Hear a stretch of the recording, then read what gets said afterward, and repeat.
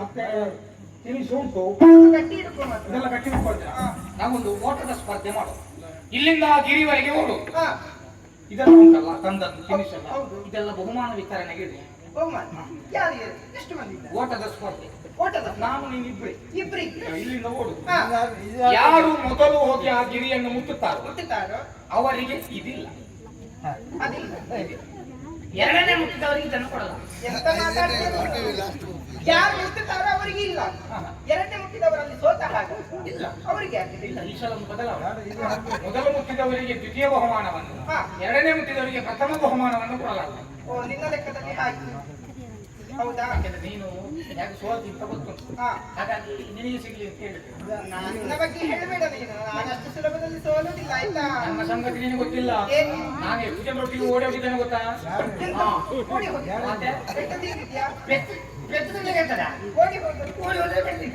ಹೆಣ್ಮಕ್ಕಳನ್ನು ಕರ್ಕೊಂಡು ಹೋಗಿ ಹೋದಲ್ಲ, ಓಟದ ಸ್ಪರ್ಧೆಯಲ್ಲಿ ಭಾಗಿಯಾಗಿದ್ದು.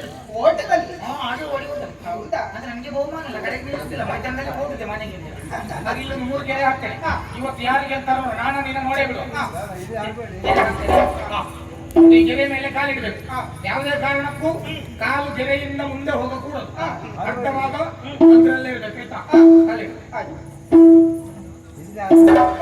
ನೀನೆಲ್ಲಿ ಕಾಲಿಟ್ಟದ್ದ? ನನ್ ಸ್ವಲ್ಪ ಮುಂದೆ ಆಯ್ತಲ್ಲ. ಲೆಕ್ಕ ಮಾಡ್ತೇನೆ. ಮೋಸ ಮಾಡ್ಬಾರ್ದು. ಇಲ್ಲ ಮೋಸ ಇಲ್ಲ. 1 2 3 ಅಂತ ಹೇಳುವಾಗ ಇಲ್ಲಿಂದ ಓಡ್ಬೇಕಾಯ್ತಾ? ಲೆಕ್ಕ ಮಾಡ್ತೇನೆ. 1 2 3 ಅವರಲ್ಲಿ ಕಟ್ಟುತ್ತಾರೆ.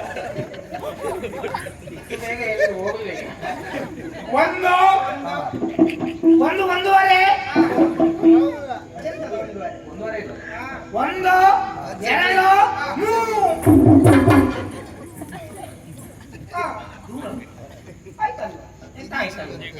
ನಾನು ಮೂವ್ ಮಾಡಿದ್ದಷ್ಟೇ ಮಾರೆ.